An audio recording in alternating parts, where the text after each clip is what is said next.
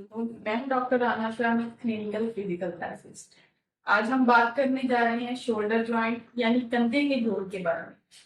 देखा गया है हमारे क्लिनिकल सेटअप में बहुत से पेशेंट्स कंधे की किसी भी किस्म की दर्द को फ्रोजन शोल्डर के साथ रिलेट कर देते हैं। तो हमारे स्टूडेंट्स के लिए भी और पेशेंट्स के लिए भी डिटेल वीडियो आ जाता है, क्योंकि हर तरह की मूवमेंट हमारे इस जॉइंट पे आ रही है। वैसे भी ये एंटी ग्रेविटी होने की वजह से इसके मसल हर वक्त एक्टिव हैं। इसके अलावा abduction, adduction, external rotation, internal rotation, flexion और एक्सटेंशन 7 टाइप्स की मूवमेंट्स हमारे शोल्डर जॉइंट के ऊपर आ रही होती हैं। दो तरह के जॉइंट्स के साथ मिलके ग्लिनोह्यूमरल और मैक्रोमियोक्लेविकुलर जॉइंट्स के साथ मिलके ये हमारा जॉइंट बनता है। पैथोलॉजीज की बात करते हैं तो हमारे पास टेंडन इन्फ्लेमेशन हो सकती है, यानी बर्साइटिस आ सकता है, टेंडाइटिस आ सकती है, या किसी भी किस्म का रोटेटर कफ पे टियर आ सकता है। इसके अलावा इंस्टेबिलिटी हो सकती है हमारे पास शोल्डर जॉइंट की, आर्थराइटिस हो सकता है, या फिर एक्सीडेंटल या किसी भी इस तरह के ट्रॉमा की वजह से फ्रैक्चर आ सकता है हमारे पास शोल्डर जॉइंट में। शोल्डर जॉइंट में जो हमारे पास सबसे मोस्ट कॉमन प्रॉब्लम्स आ रही होती है उनमें फ्रोजन शोल्डर आ जाता है और रोटेटर कफ का टियर आ जाता है। फ्रोजन शोल्डर पे बात करते हैं। फ्रोजन शोल्डर को एडहेसिव कैप्सुलाइटिस भी कहा जाता है। इसका एक दफा मैकेनिज्म समझ लेते हैं कि ये क्या चीज है। हमारे पास रेपिटेटेड स्ट्रेन आ रहा है हमारे कैप्सूल पे, बार बार ओवर यूज की वजह से स्ट्रेन आ रहा है, जिसकी वजह से हमारे इन्फ्लेमेशन हो जाती है शोल्डर जॉइंट में।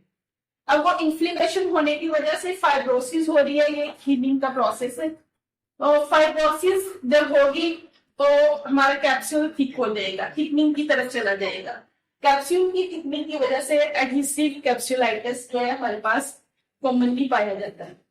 काजेस की बात कर लेते हैं तो हमारे पास दो तरह की काजेस आ जाती हैं, एक जो डायरेक्टली हमारे शोल्डर से रिलेटेड है और एक जो हमारे शोल्डर से रिलेटेड नहीं है, नॉन शोल्डर रिलेटेड है। सबसे पहले हमारे पास टेंडाइटिस आ सकती है। हमारे शोल्डर जॉइंट के टेंडन में इन्फ्लेमेशन हो गई किसी भी वजह से, कोई ट्रॉमा हो गया, फॉर एग्जांपल एक्सीडेंट की वजह से हमारे शोल्डर जॉइंट को काफी देर तक इमोबिलाइज रखा गया, इसकी वजह से फ्रोजन शोल्डर हो गया। इसके बाद रोटेटर कफ की इंजरी आ सकती है, फॉल की वजह से हमारे रोटेटर कफ का टियर हो सकता है। उसके बाद किसी भी किस्म की इंजरी और पुअर स्लीपिंग पोस्चर इसमें बहुत ज्यादा इंपॉर्टेंट है कि हम अक्सर बाजू को अपने सर के नीचे रख के सोते हैं। इसकी वजह से हमारा प्रोलॉन्ग टाइम के लिए शोल्डर एक्सटर्नल रोटेशन में रहता है, जिसकी वजह से फिर वही एडहेसिव कैप्सुलाइटिस स्टार्ट हो जाता है और वो लीड करता है फ्रोजन शोल्डर को। बात कर लेते हैं नॉन शोल्डर रिलेटेड प्रॉब्लम। सबसे मेन प्रॉब्लम आ जाती है डायबिटीज और थायराइड।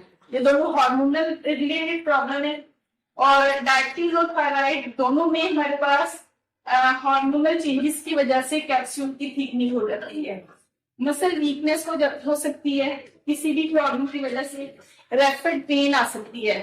फॉर एग्जांपल हमारे पास प्रॉब्लम किसी और एरिया का है लेकिन उसका पेन शोल्डर में आ रहा है, जैसे हमारे पास कार्डियक पेशेंट आ जाते हैं, इस्केमिक हार्ट डिजीज के पेशेंट आ जाते हैं और बाईपास प्रोलॉन्ग जिनकी एक पोजीशन की वजह से उनका पेन जो है वो शोल्डर जॉइंट में आ रहा है। उसके बाद बहुत ज्यादा टाइम के लिए स्लिंग यूज किया गया है, शोल्डर जॉइंट को इमोबिलाइज रखा गया है, जिसकी वजह से हमारा शोल्डर जॉइंट फ्रीज हो गया, या मसल वीकनेस। फ्रोजन शोल्डर की हमारे पास 3 स्टेजेस आ जाती हैं, स्टेज 1, स्टेज 2 और स्टेज 3।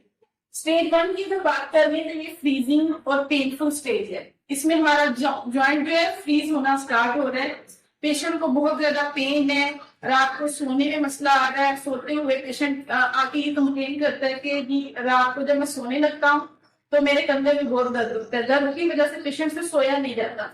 3 से 6 मंथ तक की स्टेज जो है टास्क करती है। उसके बाद स्टेज शुरू आ जाती है फ्रोजन यानी स्टिफनेस स्टेज। इसमें पेन के साथ साथ पेशेंट को स्टिफनेस भी आ रही है, मूवमेंट में भी प्रॉब्लम हो रहा है। 6 से 8 मंथ तक ये स्टेज हमारे पास लास्ट करती है।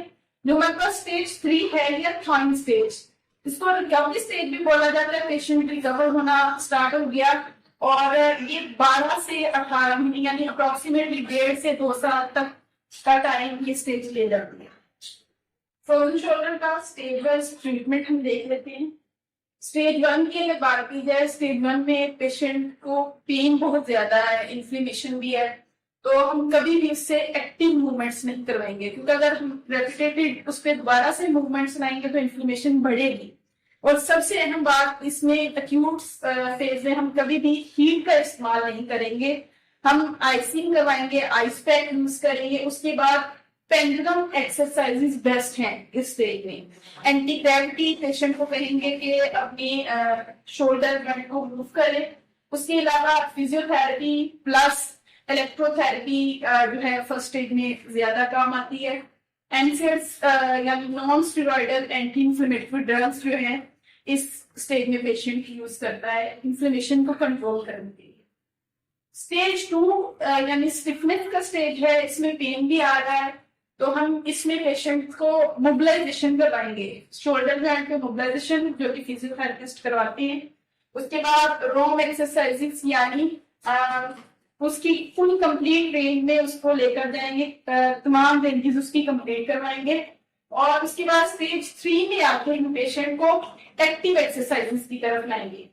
थर्ड स्टेज में पेशेंट का क्योंकि पेन का और इन्फ्लेमेशन का प्रोसेस जो है कुछ ड्रॉप होता है, तो एक्टिव एक्सरसाइजेस हम यहाँ पे करवाएंगे पेशेंट को। उसके अलावा स्ट्रेंथनिंग एक्सरसाइजेस करवाएंगे, क्योंकि ये रिकवरी की स्टेज है, तो स्ट्रेंथनिंग मसल्स की वीकनेस को दूर करने के लिए जरूरी है।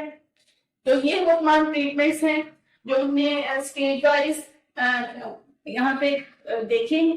इसके बाद घर पे हम कौन कौन सी एक्सरसाइजेस करवा सकते हैं पेशेंट्स को, और इसके अलावा घर में आप किस तरह से इसको फ्रोजन शोल्डर को कवर कर सकते हैं, शुगर पेशेंट्स कैसे कवर कर सकते हैं, इसमें स्लीपिंग पोस्चर क्या होना चाहिए, इन सब के बारे में हम डिटेल में जानेंगे। फ्रोजन शोल्डर के बारे में किसी भी किस्म की मजीद मालूमात के लिए या कोई भी क्वेश्चन आपके माइंड में है तो कमेंट सेक्शन में जरूर लिखिएगा। इंशाल्लाह इसके बारे में मजीद हम जानेंगे आने वाली वीडियोस में। और चैनल को सब्सक्राइब कर दीजिए, बेल आइकॉन को जरूर क्लिक कीजिएगा ताकि आने वाली हर वीडियो की अपडेट आप तक पहुंचती रहे।